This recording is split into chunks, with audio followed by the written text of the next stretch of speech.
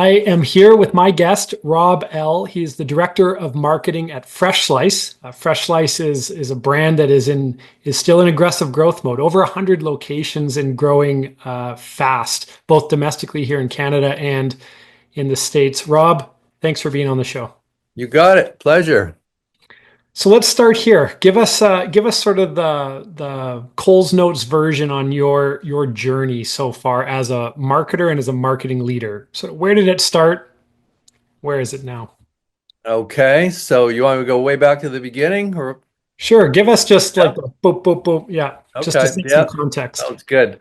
Yeah, I grew up in an entrepreneurial family and my dad was a commercial artist and I always had a passion for business. So back in the day, I'm a vintage age. So back in the day, we didn't even have an answering machine or computers or anything. So my dad used to take me to the sign shop on Saturdays to answer the phone. So literally somebody called the sign shop, I'd answer the phone when I was a kid and then write it on a little notepad or go talk to him when he was painting a sign. And then he would take me to McDonald's. And so we went to the first McDonald's restaurant that opened in Regina, Saskatchewan, and I remember we had heard about this McDonald's in America, but this was the first time it came to Regina, and I can just remember that like it was yesterday. And they had tied a cow outside to show that it was like Canadian beef, right? Right. Right. And yeah, so that was our traditions. I'd go to work on Saturdays with my dad. He'd take me to McDonald's. I'd have my Big Mac and my fries and an orange drink. And Well, that that orange kind drink. of, yeah, that kind of escalated into us, getting bigger sign companies and stuff. We moved to Silicon Valley. So we moved from Regina to Silicon Valley for a while, which is Silicon Valley now. That was at San Jose back in the day. And and then we ended up moving back to Regina, moved out to Kelowna, and a fella that was also a graphic designer like my dad was building a Flintstone Park. And so, to most people, you're like out of your mind, but he'd say, "Oh, come on over, have a beer. I'm building a Flintstone Park." And to my dad, he had a lot of friends like that. That was kind of normal, right? So they literally got a book on how to draw Fred, Barney, and Dino, and they paid $1,500 for this license, and they sat around in a shop, drink a beer on the floor, figuring out how are we going to build a park. And my dad and this other fella really never, when you own a sign shop and stuff, you really don't have a lot of staff or anything. So this was like completely, when you talk about scaling a business. So that's where I was about 13 at the time.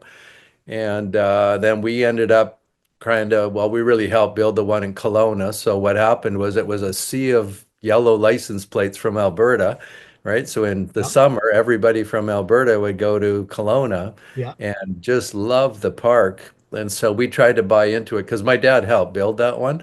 And we didn't have a lot of money. We were not sophisticated family at all. And we just couldn't come up with the kind of money that they wanted from their silent partner. And so my dad phoned Screen Gems in New York, and we got our own license. And so we ended up building the Flintstone Park in just outside of Chilliwack. So Oh, here we are. I'm 14 at the time, and we're building a Flintstone Park in a farming community. And that's we had a crazy. we had a station wagon with the Flintstones running down the side. And I used to get bullied so much at school, these farm kids. It's just like, what are you guys doing, right? But then all of a sudden the guy's dad who did the gravel business was building our parking lot, and then this Right. guy was a painter, and then all the kids, their dads started saying, "Oh, that park's really going to be something." And then, of course, when we opened in '75, everybody that worked, went to high school with me all wanted a job, right? Yeah. So all of a sudden, I was the kid that got bullied for like 2 years. Well, now we're the hottest ticket in town. Yeah. Funny So how I it literally changes. yeah, so I literally grew up in the back of a theme park, and we opened in 1975, so I was 15 at the time, and it was incredible because when you look at what works is, to me, it's always what's your unique factor, how well are you recognized, and then it's the quality of your experience that gets people to go from a first time visit and keep coming back, right? Right. So we built the biggest billboard on the Canadian highway, right on Highway 1. So that's what my dad knew how to do. So he literally takes this book, builds the biggest, we had a 40 foot by 60 foot Fred with this giant, all it said was Flintstones Bedrock City. And we had 80,000 people go through that park that summer. And, we were not sophisticated people. We had no schedule. We didn't know about training anybody. And so as a kid, it was just chaos, right? And so my dad loved to build things, and he started to realize I like to help figure out how to organize. I've always been fascinated with human behavior. And so as a kid, he said, like, you seem to be wanting to figure out what is the schedule and all this stuff. So if that's what you want to do, you don't even have to finish school. My dad only went to grade 9, right? So he didn't even want me to finish school. He's like, just quit school and we'll figure this out together, right? So I did finish high school, thanks to my mom.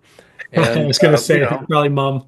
so we went from having no money to being wildly successful. And then the nice thing about the theme park business, you have all winter off, right? So you only open in the summer, and then you have 200 days off and 100 days open. And so all winter we would go to all these places down in the States, all the theme parks, and we'd meet all these people, and we were just learning. And of course, Disney was always I was going to Disney since I've been like 4 years old. And so Disney was just so far ahead of the pack. And so we opened, I think it was the second year. Um, we were at a place. This is how crazy my dad was. We were in California, and we were at one of those big, that the tilt-a-whirl thing, or the that big roller coaster Oh that's yeah, it's yeah, called the corkscrew. Yeah. yeah. So this is back in the 70s. We're at the factory that was a brand new, that had never been done before. So we're at the factory, and then the guy's going, "Oh yeah, hey, did you see us in the latest amusement business newspaper?" And my dad's going like, "No, I didn't see that. He didn't never even heard of that, right?" So he gives them a copy of the newspaper, and then he finds out this comes out every 2 months, I think, and it's every story about every theme park development in the world's in this newspaper. And so my dad's looking in there, and he goes, "Oh my God, there's a convention in here for this business." So we end up going to the convention. I'm about 17 at the time, I guess. And there was all the panelists, all the best people in the industry debating, would a children's theme park even work? There really not wasn't anything like a themed children's park, and there all Right. the experts were saying, no, this will never work. And my dad sitting in the audience going, "Oh my God, I'm glad I didn't come here, because I would have listened to all these people that knew, the experts. I would have probably not tried to do it because they should know." Yeah, So that's I grew up in a crazy family like that, and then I ended up running the park as a kid. So by the time I was like 18, I was literally the manager of the park. Just wow. graduated. I'm now the manager of this huge business, and my parents bought a motorhome and left me there and went to California. And so I remember Jeez. all these salespeople used to come to the gate and ask for the manager, and I'd go there, and then they'd say, "Is anyone older here?" And I'd say, "No, I'm the manager." And some of these salespeople literally would just turn around and walk away from me. So Wow. So that's how I that's a started. wild Yeah, story. And yeah, so you fast forward a number of years and what let's go all the way up to Freshslice now and yep, I'd like to understand what was it that called you to the brand? Like you have a lot of different things you could be doing, hobbies, fun things, right, brands. Like was there something specific that called you there? And then what's kept you what's yep. kept you So I'll just fill in engaged? a little bit of the gap there. So right Please. after I ran the park for about 4 years, and then we ended up at the amusement park convention. I just had gotten married and flew back from Hawaii. And it was the first time that this guy came out on stage from Disney. He worked directly with Walt and Roy Disney. He had the office next door, and he left Disney and now was telling everybody in the industry what made Disney tick.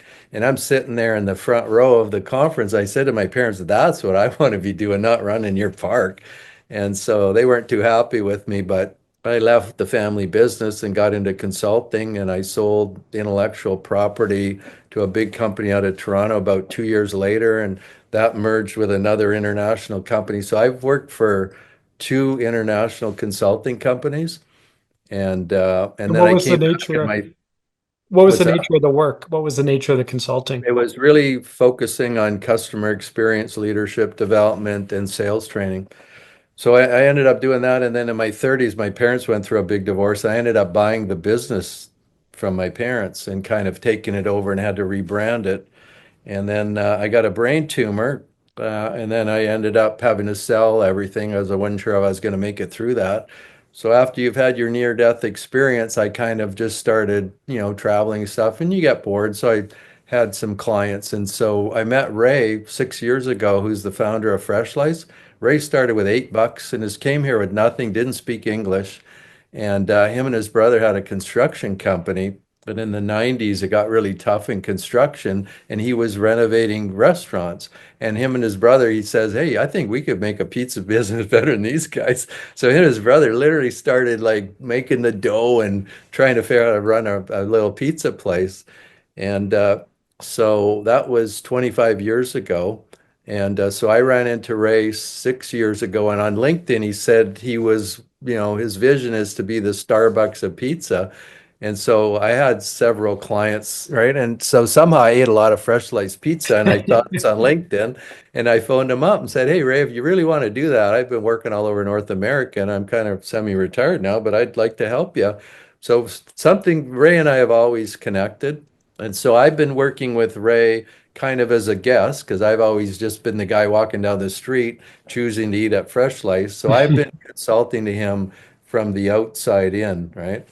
And so now he's asked me to come in as the director of marketing. So now I'm doing everything from the inside out. Okay, And so yeah, explain that a little bit. Like, what is obviously you're not a volunteer. They're getting some money, and what's your mandate? How do you describe your so we are probably rapidly scaling. So in 25 years, we ended up, so 6 years ago when I ran into Ray, we had 70 locations. And then when I really started helping him understand mission, vision, values, and team building and marketing and all that stuff to scale, we had to let 20 people go. So we went from 70 to 50. And in the 6 years now, we've gone from 50 to 150. And right now, our mandate is to go from 150 to 300 in the next 2 years.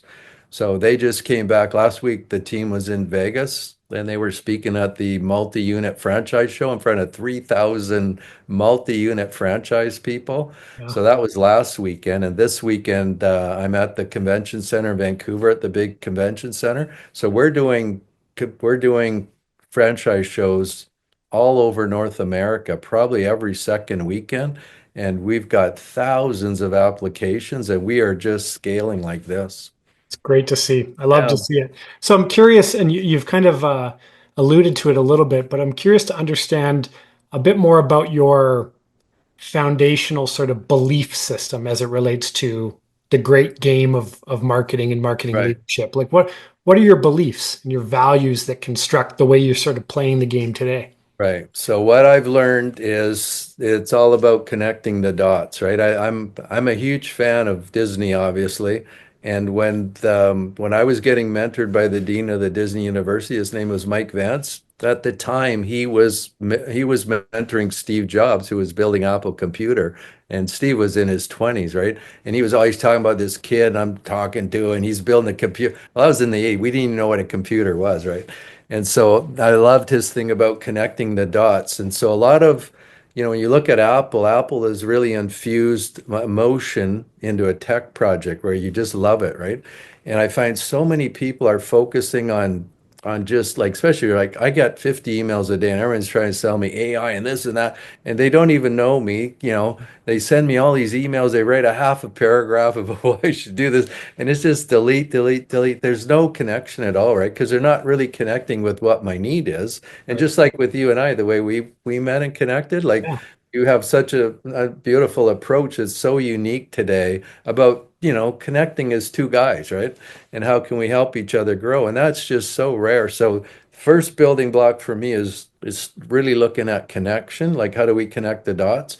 And then it's about people, and it's really about people and money and loyalty, Hmm. right? So how do we Yeah. literally look at instead of AI and how many data points and everything, it's like, no, let's talk about one person. Think about one person you're talking to and Right. treat this person as a human being. And, I've always been fascinated with human behavior. And so we're basically wired, our brains have not changed, right? So we're wired to kind of sense short-term pain or danger and then get out of there, right? So Yeah. our brains have not changed in thousands of years, and yet we are just inundated with anxiety right now, Yeah. right? And I So the number wonder, one yeah, go so ahead. the number one thing right now I'm finding is you've got to sell into anxiety. You got to connect the dots between people are just full of anxiety, right? And then it's money. So a lot of anxiety around money, but they've got money in their pocket and everyone's hanging on to their money right now. So Yeah. what's the needs of the person? And then how are they with their money about value? And then the third one is value, right? Right. So how do they see value? And then I try and not just focus on one sale, but how do you create like a value ladder where you're building long-term loyalty? And loyalty is not up here. It's in the heart, right? Totally.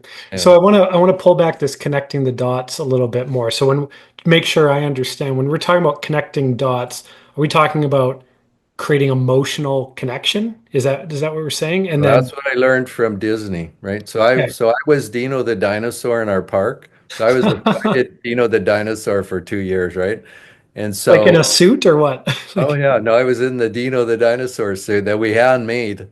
And so I learned as a kid to I was quite shy, as a kid, and then they put me in this suit, and then the way, especially there's 80,000 people coming to our park. I mean, you're the hottest thing. You're like the Justin Bieber, just totally. everyone every day. You're just being mobbed, right? And then as soon as you take the suit off, walk around, right? Nobody cares about you as some teenage kid.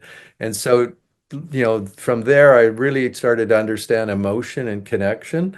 And then going to Disney and seeing McDonald's and all that stuff, right? Just being curious. I always was making the connection about why am I going here and not going there? And it was all about the emotional connection I had, right? And then when I met Mike from Disney, Disney is all about emotion, right? So I really learned the art of connecting the Yeah. dots, but you start with emotion and you don't lead with happiness, right? Because right now everybody's like, "Oh my God, this if you do this, your life will be euphoric." Right now, because we're in the winter season financially and we've got all this anxiousness, you've got to start by listening to people and connecting with them. So our radio commercials right now and our TV commercials start with, "Are you feeling stressed?" Right? Mm, And it's the TV commercials got a mom and the kids jumping all over, and everyone's just so tapped out. And then it pivots from there into the kind of the more of what we do to sell more comfort commercial. food. Yeah. So let's talk about that pivot point. So let's say you've created with your approach, you've created and it's the approach I believe in. You created this emotional, real human connection. Right, But I think a lot of times brands don't understand how to navigate through that pivot and make it commercial right. without jeopardizing the relationship they've built beforehand. So talk to me about your approach and the way you see sort of shepherding the relationship into a transactional Right. So do relationship. you know much about storyboarding? Uh, depends but yes, I mean, Like when you're in the doing ads and all that, right? for So I sure. so I learned how to storyboard from Disney, right? How you everything they do is storyboarded. Doesn't matter if they're doing an ad, if they're building a park, if they're building Disney on Ice, everything is storyboarded. So what they do and what I learned from Disney is you literally lay out the journey from like somebody doesn't know anything about you to I have a need, then how do we connect at that need? Then Yeah. what's the next thing they do? And you lay it out on a piece of paper, Okay. right? All the way through to how do we create loyalty at the end or wow them, right? Where they're emotionally connected. And then what I learned from Disney is they literally figure out your emotional ride through that whole thing, ups and downs, right? And then they figure out all the things they have to do sequence wise to do that. Most people, especially with AI, everybody's just got a straight line in his data points, and they've taken all of the human, right? All of the humanity has been taken out of a lot of marketing. And it's just so they're just hammering you with points of why these are benefits and Yeah. features.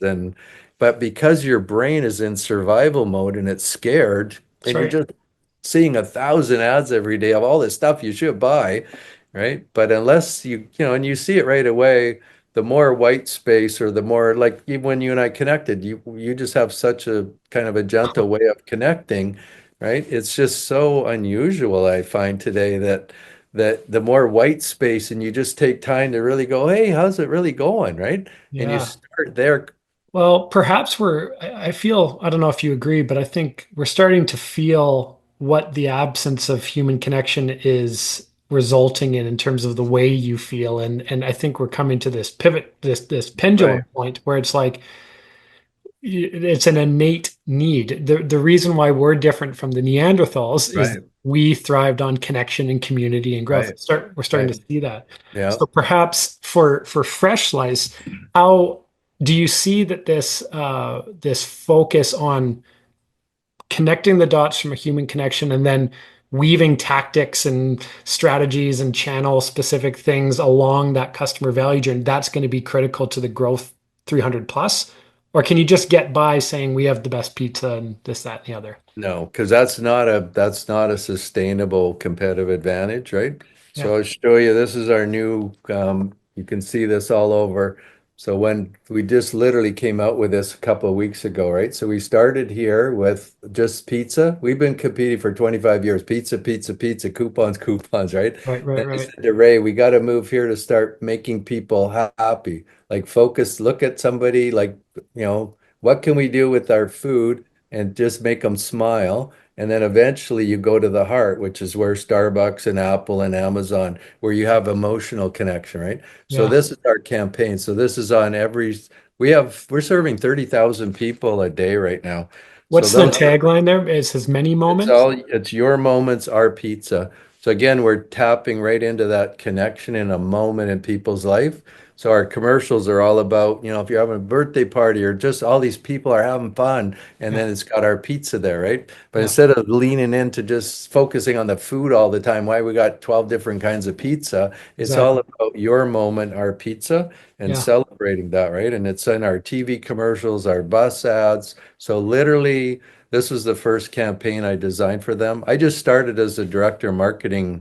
I've only been there 2.5 months. So I've Awesome. been working with Ray for 6 years on the outside, Yeah. but in 2.5 months, I've come in with a small team and really changed things up. And Ray's just really leaning into it. Like, wow, I haven't seen this kind of, I you love know, it. I love strategy it. before. Yeah. Yeah, and it's a great example for what we need to be focused on as marketing leaders. It's Yeah. people buy emotionally and And you have a for us, our connection is our biggest competitive advantage. Like, how do we get those 30,000 people we serve every day? There's a whole series of moments in there, but how do we get everybody on our team connecting yeah, as two people, celebrating our pizza? And yeah. then that's really scalable, right? And that is going to put us in a whole different category. I agree. So you've come in 2.5 months, you've taken a lay of Yeah. the land. What's going to be the top one or two challenges that you're going to be faced with in building this system out and having it contribute to these aggressive growth targets? What are the biggest challenges you're focused on? Well, the biggest one is just scaling. We're right now we're at 150 they're all independent little business people, right? Like they Yeah, got their own. So I'm trying to focus everybody on don't compete. We're in Vancouver now. Focus on your neighborhood. Own your neighborhood, right? right. Pizza lovers live here. So if you're in your neighborhood where you are in Calgary and so on, like whatever fresh slice is there, just own that neighborhood and get involved in the community and all that. And we have Fresh Slice Cares. So we've given away over $1 million already has been raised through Freshlice Cares to help kids, mostly in sports. So we've got to me, we've got just all these gifts of things, but they really haven't been put together in a sequence of Yeah, connection, right? right. So that's what I've been doing is right now I've got a test store in Vancouver at 1192 Robson, which is the closest one to where I live. So Okay. Ray's letting me that's my test store. I can just kind of do whatever I want in there. So right now, when you walk in, it says, "Thank you for choosing Fresh Slice" with a picture of Ray right on the door. And Yeah, it's a double-sided sticker. So you see, thank you when you're coming in. You see, thank you for choosing us when you go out. And then above that, we just fixed the app.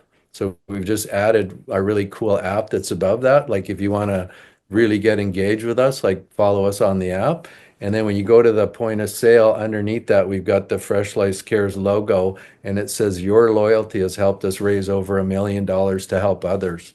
So Wow. I'm trying to take, because we're not a real, hospitality driven organization right now, Yeah. is I'm trying to do everything I can from a branding and marketing point of view to make it easier for the Yeah. 1,500, 2,000 people that we have. So But the team is lean, as I understand it. What are the considerations or thoughts or challenges around getting what you have very clearly in your mind in terms of what we need to get done? right. And how do you do this? Because you can do it with a very lean team. So what's going to be your sort of approach in doing this with a capacity constraint like you have? Yeah, well, I mean, there's only 30 of us at head office doing this entire company and all this scaling Wow. and salespeople, and there's two of us in marketing. Wow. There's myself and Gladys used to work at Apple. She's from the Philippines and she's got an MBA but she also worked at Apple, so we just connected because she just gets it. Yeah. But it's literally there was three of us when I got there. We had an amazing graphic designer that came up with that campaign before he left, but he was only there for a month. So really, it was just Gladys and I scaling this whole campaign, and we're doing our own TV commercial. Everything's done in-house, right? And so yeah, I haven't kind of had my finger on every single thing and had to scale Yeah. Right. and Right. then do it 4 times a year. So right now we just hired a new traditional marketing manager. He just started 5 days ago, but he's from Huh. the car business. So his name is Chris. So right now there's three of us. But the stuff every day you're just like, hey, what are we doing here? We got to get this new store opening, and how do you do that? And like right now, I think we've got 70 stores under construction, like 70. Right. Jeez. So every one of them has to be planned and have a grand opening and help them with their marketing. So I'm also planning our partner conference, which is in May. So I'm now producing the whole conference as well. Yeah. So that's wild. As a leader, what would you say over your career and even now, what would you say is your superpower as a marketing leader? Something that you rely on and have relied on for so long because it's innate, because it Yeah. makes you feel comfortable and in flow. What is that? So probably, I think I have an unusual brain because I'm highly creative, but I'm highly organized at the same time. Yeah. So, to scale a theme park because it's such an intense season, right? And then you get a little lazy because you got all winter off and then you don't want to think about it. And then you got to we had to hire like 50 people to fire that thing up. And to me, it's so easy when you got something that's open all the time Yeah. because you're just Yeah. tweaking it. But literally, we'd have to start with pretty much 45 new people, 5 people maybe from last year. But I was really the only one that knew how everything operated. And this was way before, you know, OneDrive and Google Drive and computers and right. So you literally like, hey, where's our paper schedule? And so I've started with literally doing ledgers and with a pencil and getting a journal book, right? And so, I think that's my superpower is just using all the tech. We just switched to SharePoint. So even our tech guy said, like, my department did the best job of all our departments because I just think so logically, right? And That is so, unique. I have a lot of creative friends and colleagues, and you wouldn't call them organized. right, yeah, yeah. It's usually one or the other. So But that's my superpower is, because yeah, I've been trained by Disney, like I innately know this, right? And so when I walk into a place, because I'm very intuitive, so I walk in and I just feel things, right? So I can walk in and I can just look at a place and start saying what's missing here. And a lot of it's energy, right? And I know about the way we're wired is because we have that kind of that fear thing going on. We're wired for short-term fear, right? So yeah. as soon as you see a crowd, I don't know if you have Brecca's out there, but we have something here called Brecca. Oh, It's a 24-hour-a-day bakery. and it's just you can't even get close to the thing 24 hours a day. And what happens, you're walking down the street and it's right around the corner from our Freshslice, Yeah. but you walk around the corner and there's always a lineup coming out the door. Well, they don't have to put a price or a sign or anything because as soon as there's a lineup, everybody just wants to get in line, right? And well, how do I get something? What is it? And you're not thinking, oh, how much you're going to spend, right? And then everybody's taking everything. So, oh my God, I got to get that muffin or whatever before Right. it's gone, right? And Right. yeah, so that the key is, if you really want to focus on connecting, you got to build a lineup, That's right? right. That's So what I think what's we're doing with our grand openings and all that is we're really figuring out how to create an experience on that opening day that creates this lineup and creates that buzz, right? yeah, yeah, yeah. And then it just so happens that there's pizza at the end of the line, but Right. that's So the not the last, we just opened a restaurant. The first one I did, the first grand opening, they started lining up 4 hours before we opened, and it was a huge success. It's in Horseshoe Bay. So So, what's so popular about like I love fresh slice, but why do you think I understand one of the unique features and benefits? We're not talking a lot about features and benefits right, right now, which is good, but I understand the dough has created this like unique competitive advantage. Like what is it? right. So what's unique about us is first of all, it's like, Starbucks. I drink matcha. So when I go to Starbucks now, my matcha with milk and stuff is about $7.40, right? So it's getting to the point where I'm thinking about, do I really need to go to Starbucks today? But to me, this is like a kid's blanket. There's something about the 20 years we've been going to Starbucks. Everybody hangs on to this thing and you see people coming to work in the morning. Everyone's got their Starbucks. So to me, this is like a kid's blanket that branding has done that. Yeah. And so, I'm thinking a lot of our success is in the dough.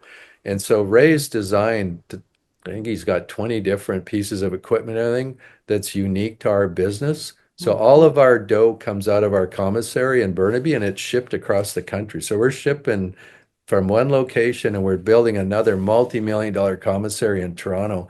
But I said to him, like, I've got a sensitive stomach. And I said, I don't know why I keep going to Freshslice. I mean, I like it and stuff, but I don't really know why I keep going there. And right. then he took me in the commissary and he showed me how the quality of the ingredients and the way they make it, right? And then what Interesting. they do is the way they make it with all really high quality ingredients and then they freeze it instantly and they poke it, which kills a lot of the gluten in there on top of it. So it's the freshness, then the freshness is sealed in there, right? And then when they ship it to the stores, a lot of people in the old stores, you're having to make pizza pies all day long and you're in there at 6 in the morning. Well, we're sending these doughs out to all the stores. So the way that this really amazing quality dough is there, and then they add all the fresh ingredients, whatever you want, right? That to me is something we've got to do a lot better explaining to people. Mm. Because since I've been working there last couple of months, I'm trying to fix our app, and I had to get the McDonald's app and the NW app and the Tim Hortons app. So I've been going to these places. And I just like for 3 hours, I'm just like walking down, I'm like hurting, right? And Yeah, then I start really realizing, oh my God, when I eat fresh slice, because I eat fresh slice probably 3 times a week, and yeah, I always feel great. And so that's a big part of it, which we don't really do a good job explaining. The other one is our price point is amazing. I mean, you can get two pieces and a drink for about $7.40. yeah. So I can have a meal for my cost of my Starbucks. And The and cost of then the if you've matcha. got a party and you want to make, order Yeah, a pizza, you get whatever you want. And then we got thin crust and regular, and then we got gluten, so we got special gluten thing. So we're really customizing. And to me, we're really leaning into comfort food. So to me, everyone, because they're so anxious, that pizza and stuff is comfort food. So a lot of people are just going in to get some comfort. But then because you can customize it, like at Starbucks, you make it your own, yeah, right? At this amazing price point, that it's healthy, where you don't, you're kind of abusing yourself going to some of our competitors, right? yeah. Well, But people totally. are starting, I think they're starting to subconsciously go, I don't know, there's something about that place, right? And we just got this magic. Yeah. Yeah. Let's go back to Rob on the flip side of the superpower. What's your Achilles heel as a leader, as a marketer? Probably I'm too curious. So Tell me more. focus, right?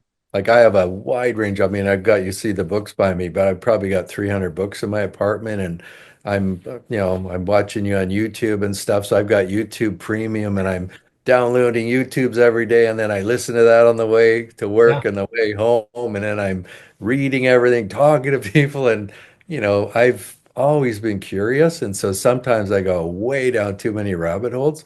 So I'm not able to do that as much anymore at Freshlice because I am so busy that Right. I just get up every day and just have to stay, really focused on what our core things are.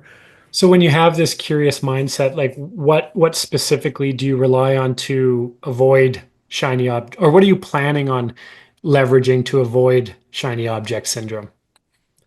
Just bolting myself onto a high growth company, right? Right. When I was in the consulting biz, I coached hundreds of CEOs and teams all over North America. And when you're doing consulting all over North, you just see, a lot of people always just grow one company, but I've seen hundreds of companies. And when we were getting coached by Mike from Disney, we had a big Airstream motorhome, and then we heard about Steve Jobs. So my dad bought the first Apple computer, Really? which was like 128K or whatever. I mean, it was totally useless. But we would go to all these planning centers and like General Electric and all these huge companies in the States. And Mike would say, "Hey, you should go talk to so and so. They just went through my course, right?" And we pull up in this big Airstream motorhome with computers in there, and we own a theme park. Well, when you're in Phoenix and you say, "Oh, we own a theme park," they think you own Six Flags and Yeah, stuff. yeah, yeah, right. So I saw stuff that most people will never even dream of seeing as a kid, right? Like I was in my 20s. So I've seen a lot. Yeah, and I've also been very involved with I'm in the Founders Club of Kajabi. I don't know if you know about Kajabi, that software Yep. program. Yep. When I started with them, they had about 35 people and they've got like two or 300 now. It's worth like $2 billion. So I was working with those guys when it was a tiny little team. And so, again, I was going back to California. I was at their first event and I know the founders personally. And, again, I saw that thing scale. So I use Kajabi and I put a lot of clients on Kajabi. And so I've always been fascinated with that ride, but the ride kind of scares me because I know how consuming it is. And Yeah. after having my brain tumor and stuff, I was gonna ask you yeah, about that. How has a major life-altering experience sort of, if it has, perhaps shaped the ways that you're playing the game today? yeah, no, it definitely has a huge impact on you because it's just like, you see your friends getting sick and my parents have passed away and it's just like, okay, it's like when you go to somebody's celebration of life, right? Like everybody slows down for a couple hours, you have a drink and a sandwich, Yeah. and then everyone's run out the door. Oh, hey Joe, where you going? Let's, go meet you next week. And then you already forget about John who just passed away.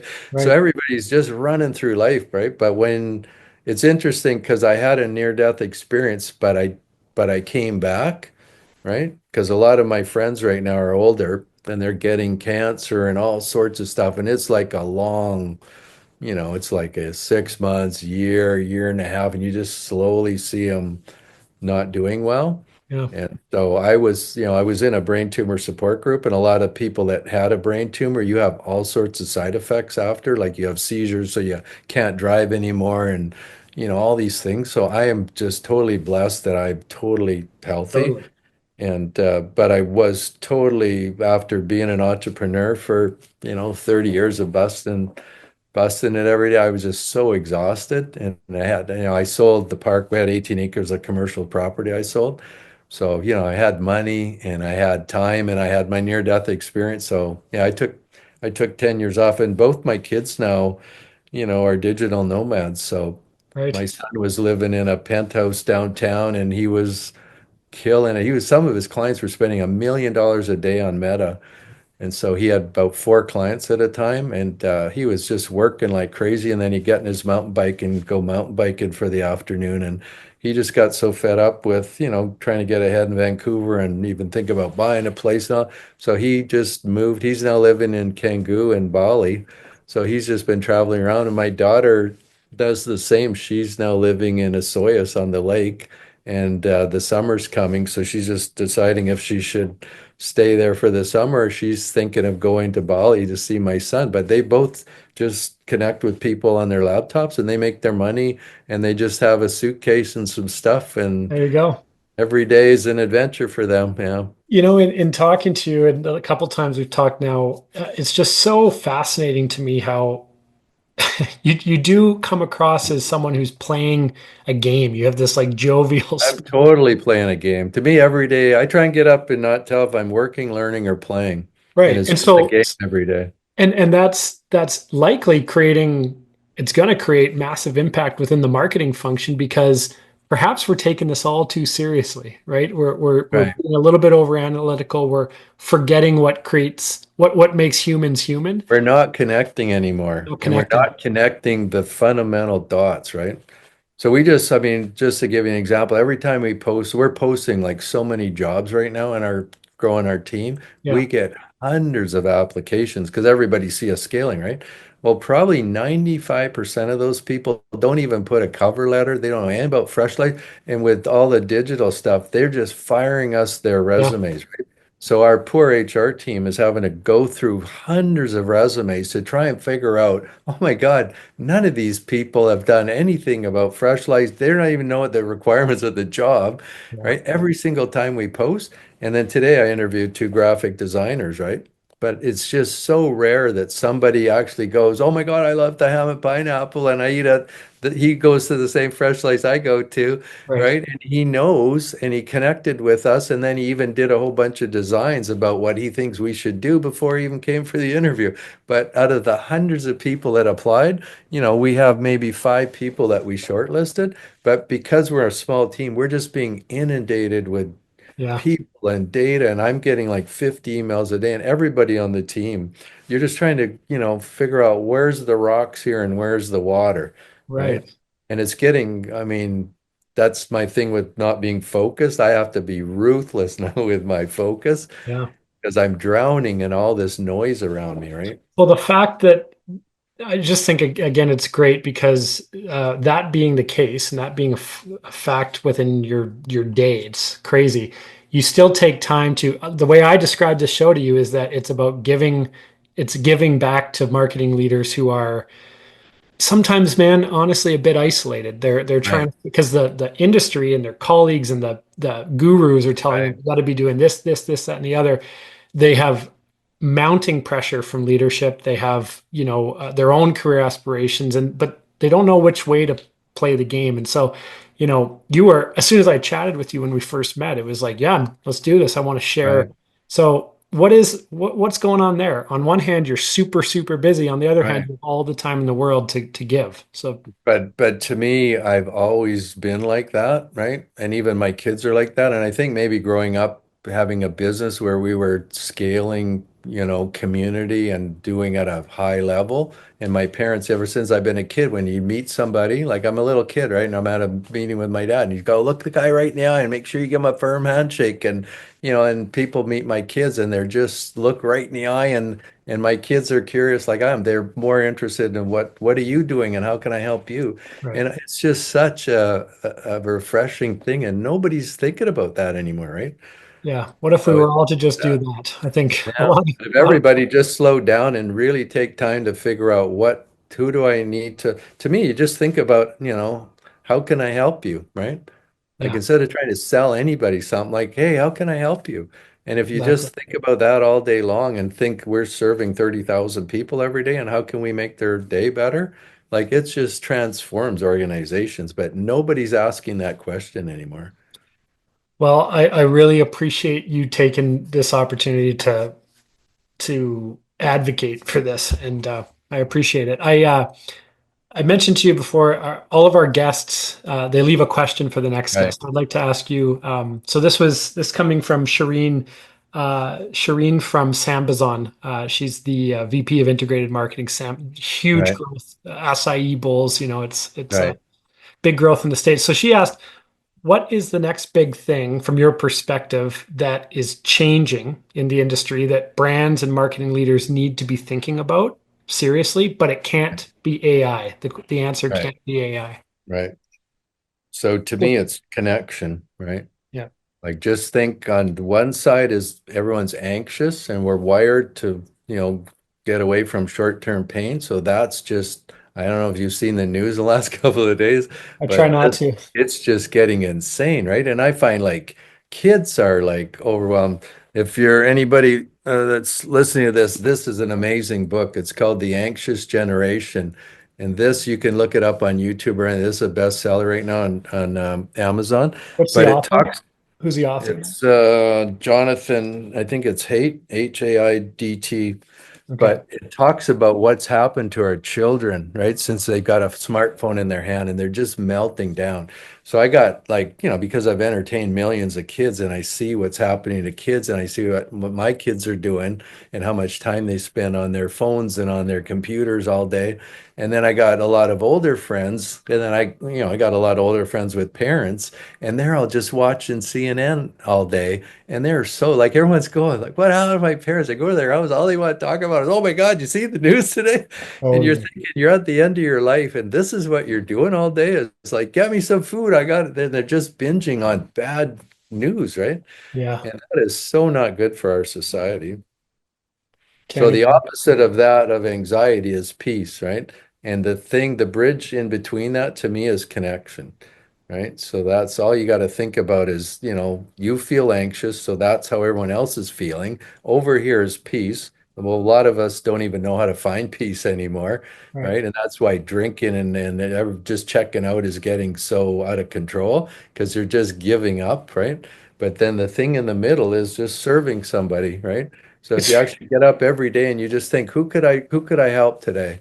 And Yeah. soon as you start trying to help somebody else, like there's a lot of older people that live in my building, and I just call Brian and stuff. Hey, Brian, you need groceries? Can I take you somewhere? Like not all the time, but Yeah. it just makes me feel good just helping somebody else. And then when you do that, your caveman brain just shuts the anxiety thing, and oh, I feel pretty good, It's right? that simple, isn't it? It does, and it costs nothing. Yeah. Costs nothing. Well, Yeah. I just think it's so cool how you're taking that and weaving it into a marketing strategy for a Yeah. significantly growing brand. So Rob, I appreciate you sharing a little bit behind the curtain on your experience and your journey, the way you see things, and really the words of encouragement that you're offering for all marketing and business leaders out there.